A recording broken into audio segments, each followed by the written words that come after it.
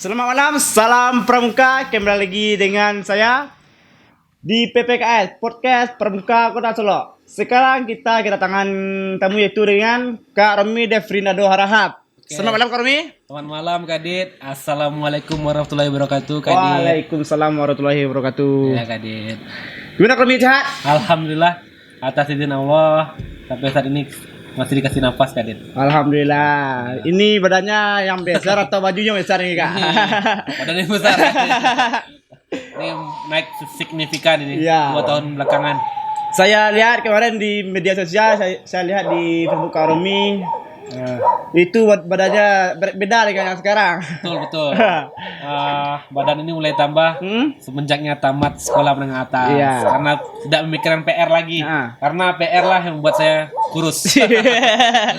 Menjadi beban. Kak Dit.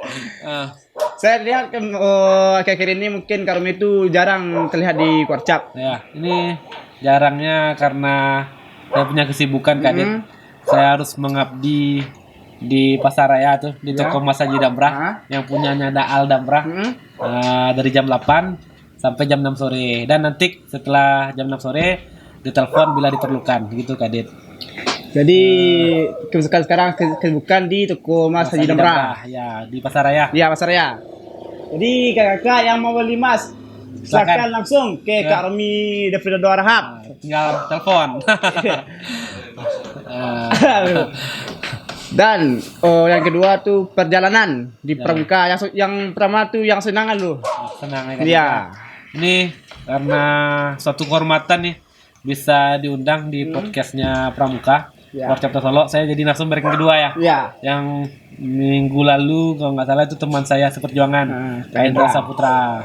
Jadi saya Pramuka. Saya sudah mempersiapkan diri itu dari siaga, penggalang, penegak, sampai ke andalan cabang sampai saat ini. Saya masuk Pramuka itu siaga dulu di Pulau Bintan namanya, di Kepulauan Riau. Saya sana menamatkan sekolah dasar.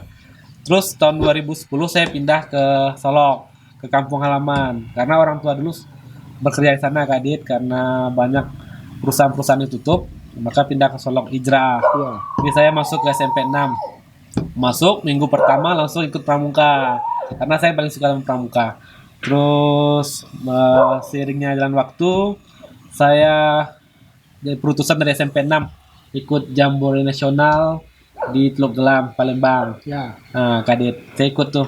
Saya ikut seleksi di Solok, alhamdulillah peringkat 2. Peringkat 2? Peringkat 2. Peringkat 1-nya itu Kak Anang Fikri. Oh, Keranang. Senior saya dulu di tentara. Prajurit. Ya. Tentara. Ikut Pramuka, terus saya menamatkan SMP di SMP 6, lanjut ke SMA 3. SMA 3 saya juga gara-gara Pramuka, karena saya sudah daftar ke SMA 1, terus saya lihat kayaknya lebih menarik di SMA 3 karena Pramukanya lebih aktif. Saya move tuh, karena dulu online, PPDB kalau nggak salah nama aplikasinya, ya online. Nah, saya move, pindah ke SMA 3, karena saya lihat senior-senior sana, saya waktu itu kagum sama Kak Wawan sama Kak Febi. Karena mereka terlahir dari SMA 3. Saya ingin mengikuti jejak mereka kan, ikut SMA 3. Alhamdulillah bergabung di SMA 3, Prasasti namanya. Oh, Prasasti. Saya bergabung, saya mengikuti Pramuka seperti umumnya lah. Jadi di tamu ambalan, terus beranjak ke penegak Bantara. Waktu penegak Bantara tidak lama dilantik, saya mendapatkan kabar kalau Dewan Kerja Cabang, DKC itu tahu Kak Dit? Nah, itu adalah Dewan Kerja Cabang, itu adalah perwakilan Pramuka Penegak Pandega Kota Solok. Jadi ibaratnya mereka lah DPRD-nya di Pramuka Penegak. Nah, saya minat tuh. Ketuanya waktu itu Kak Wawan. Aduh, idola saya ketua nih.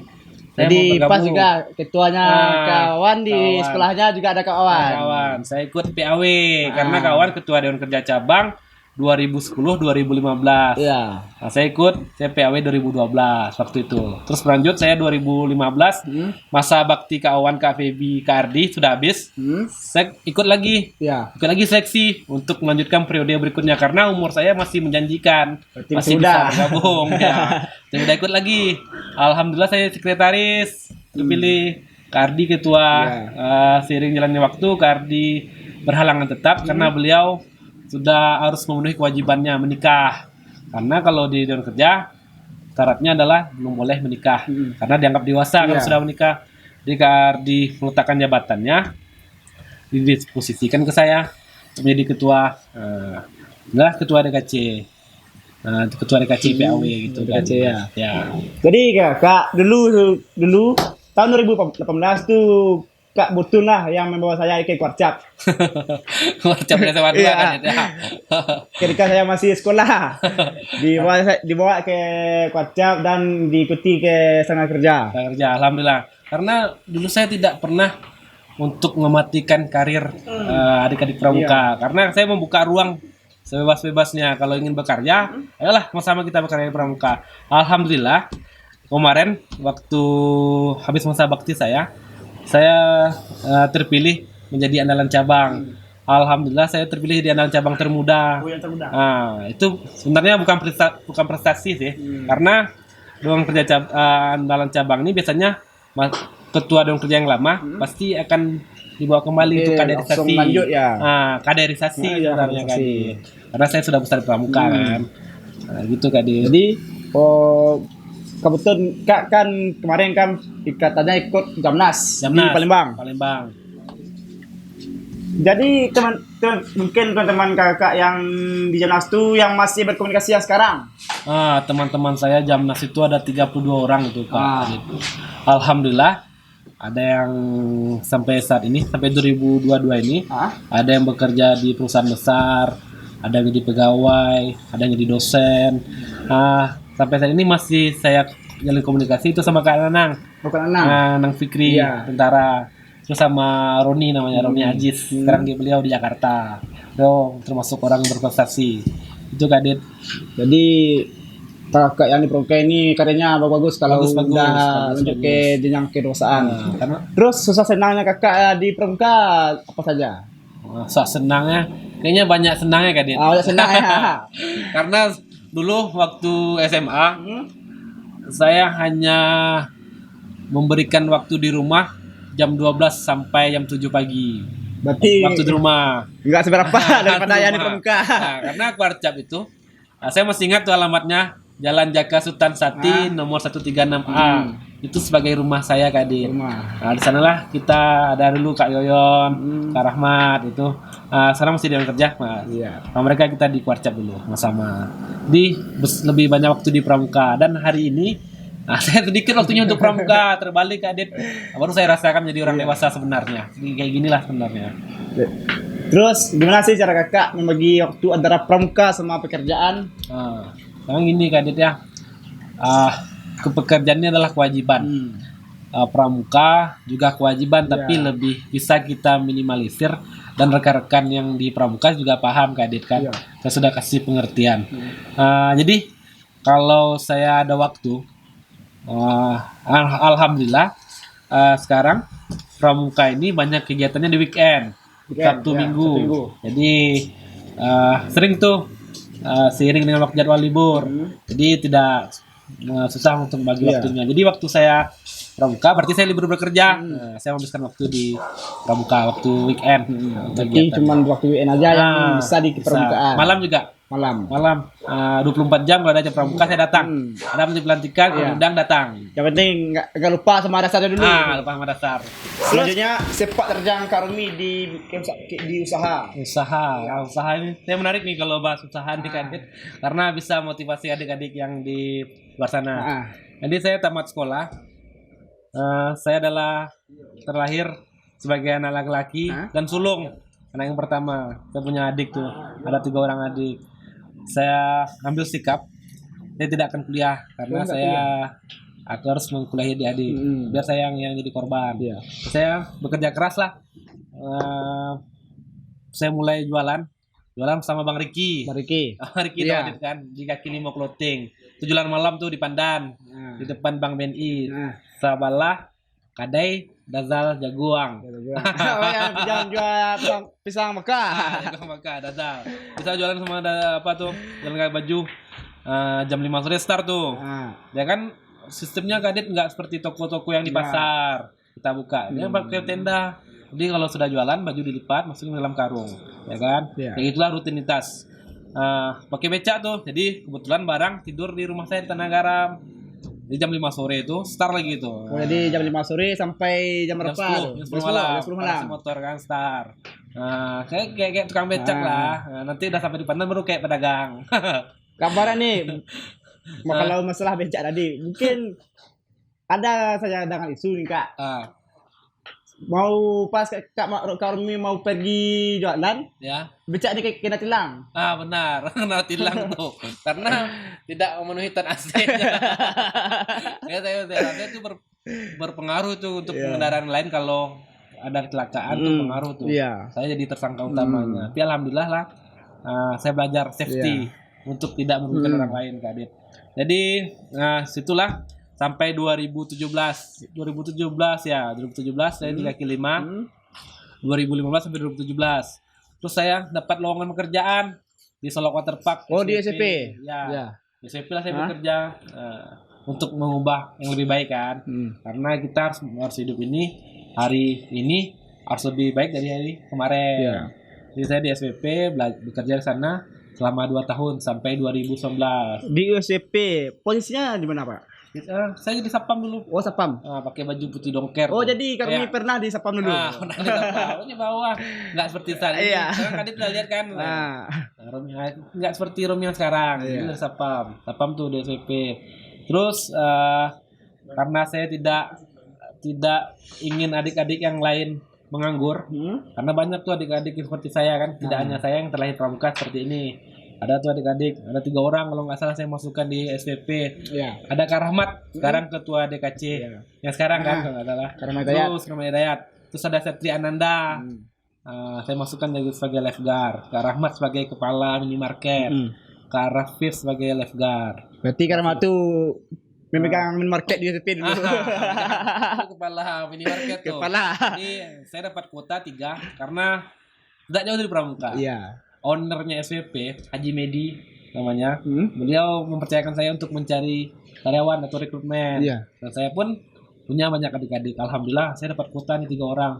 Karena dulu saya masuk bekerja ini, sebelum kaki 5, saya mencoba-coba untuk ke instansi, tapi tidak bisa.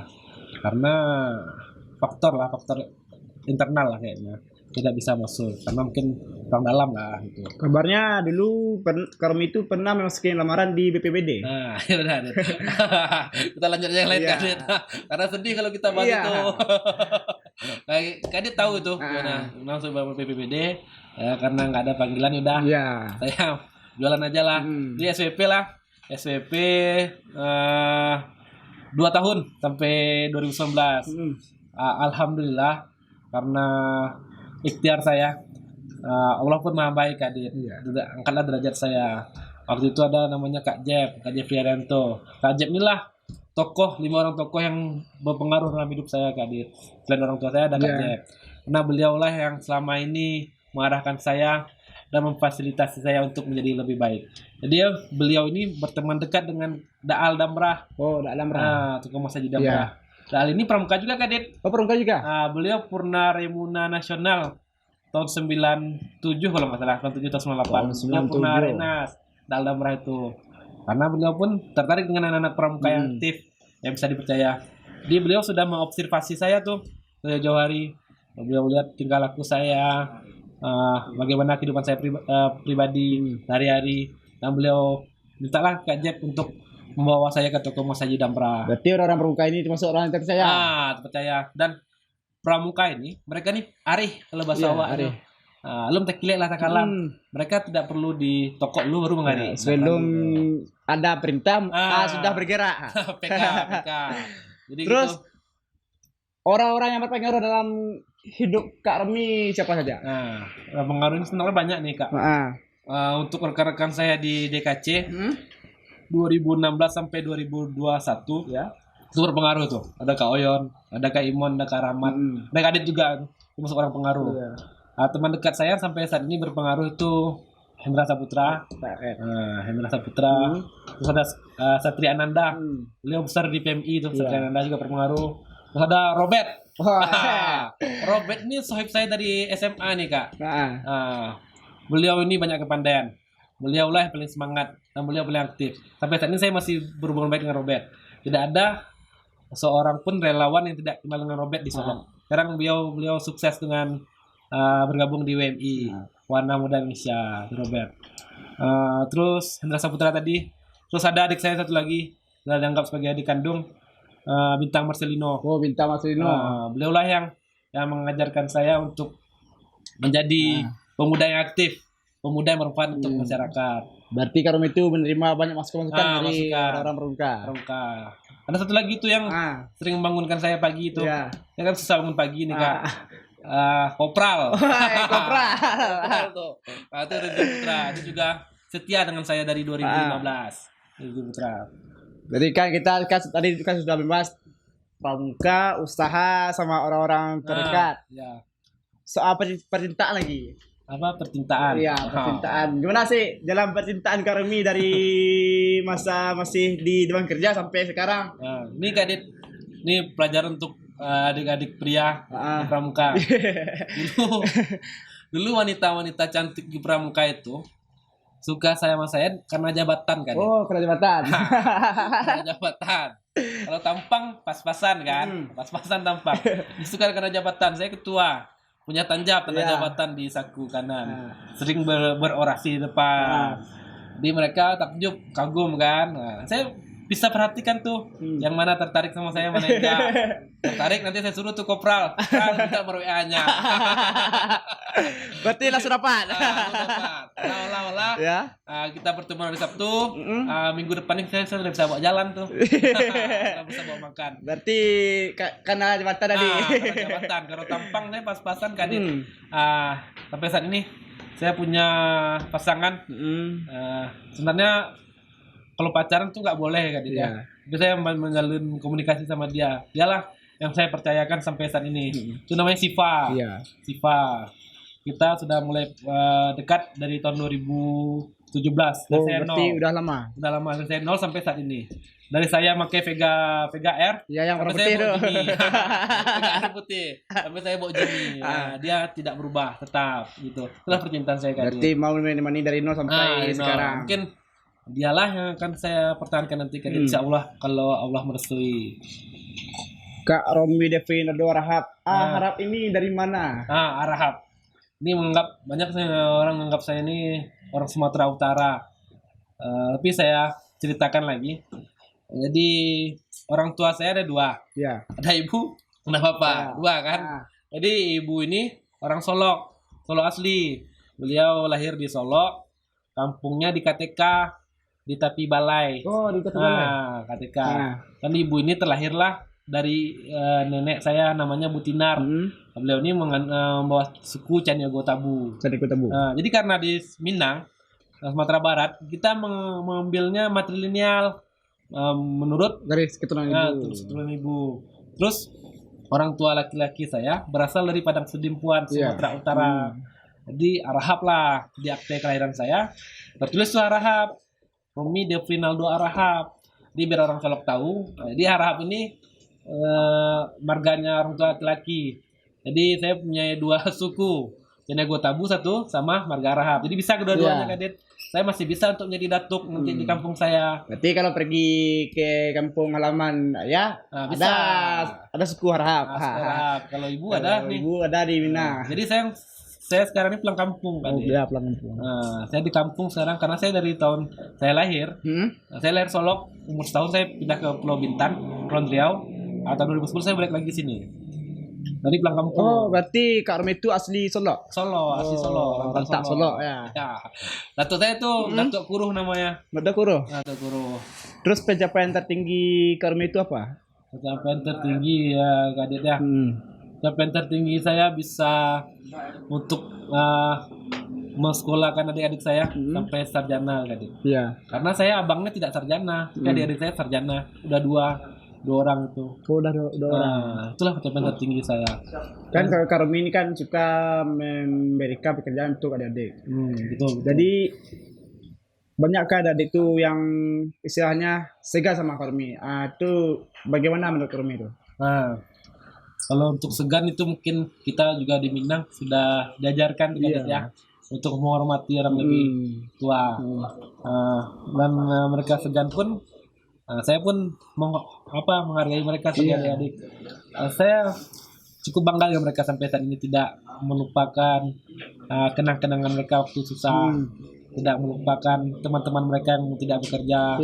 Walaupun mereka sudah bekerja, yang saya bawa ke toko Masa juga berada 3 orang tuh, ada Satria, ada si Rezi sama si Gio. Mereka tidak lupa dengan teman-teman mereka. Saya ingatkan jangan pernah lupa sama teman-teman, jangan sama lupa sama dasar. Jadi saya tetap membawa mereka ke arah yang lebih baik. Jadi kalau segan, mungkin mereka yang segan sama saya untuk berbicara pun dirasa-rasain. Kan ada tiga orang yang kami masukin ke toko Mas Damra. Yang paling Kak Romi bikin hampir lah bikin kami marah antara 3 orang tadi. Itu semua rata-rata bikin marah semua. Karena kita tidak terlepas sih dari didikan kita selama di depan. Pramuka tidak ada senior. Iya, nggak ada senior. Tidak ada senior. Tapi kan ada yang lebih dulu masuk ke situ. Mereka harus menghormati kan. Karena mereka sudah kenal dengan saya lama, paham dengan karakter saya kalau saya marah. Mereka palingan enjoy aja. Ya kak. Nanti belakang saya mereka ulang lagi ya. Berarti penongkol. Ya kak. Menurut pandangan Kak Romi, yang di depan sekarang bagaimana sih karakternya? Adik-adik depan sekarang, ini dilema Kak Adit. Karena saya baru 1 tahun lah meninggalkan kerja cabang. Peminat pramuka di Indonesia ini 15% Kak Adit. Berbeda dengan tahun 2005 ke bawah lah. Karena kita sudah teknologi sudah berkembang. Karena masing-masing kita punya smartphone, punya laptop kecil di tangan, gadget, punya laptop kecil. Jadi permainan-permainan seperti PS sudah bisa di-update di handphone. Di mereka ini malas latihan. Mereka lebih baik di rumah saja, main handphone, pulang sekolah, main handphone, apa istilahnya mabar. Jadi itu. Jadi maka pemuda-pemuda sekarang ini lebih banyak menghabiskan waktunya di depan handphone. Di pramuka tidak lagi diminati. Di PR nih untuk Kakak Adit sebagai yang kerja cabang, kita tidak bisa menghilangkan gadget. Kita harus seirama. Berarti kita harus memanfaatkan gadget itu. Kalau boleh usul nanti sekali-sekali itu pramuka mengadakan kegiatan lomba game bisa tuh. Gitu. Jadi untuk membawa lagi minat pramuka ini kita harus mengikuti zaman Kak Dit. Ini zaman. Kalau dapat 15% ini untuk tahun besok bisa di 25%. Tidak usah ke Indonesia. Solok aja buat dulu, Solok. Ini juga Solok ini kegiatannya menarik, aktif, dan kerjanya sebagai role model untuk pramuka. Karena kita kan maunya kan pramuka itu kayak dulu kemarin. Dulu. Kalau tahun 2005 ke bawah tadi itu mereka belum paham gadget.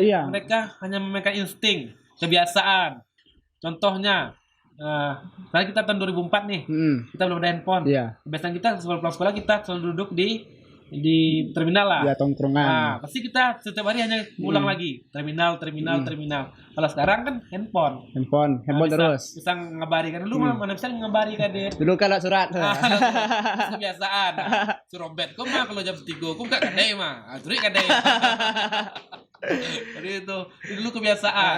Jadi Sabtu Minggu bosan, nggak ada kegiatan di rumah, handphone nggak ada, teknologi belum maju seperti saat ini, lebih baik berpramuka, lebih baik camping, hiking, daki gunung. Karena makanya dulu orangnya suka pramuka karena pramuka memfasilitasi kegiatan-kegiatan pemuda yang menarik waktu itu.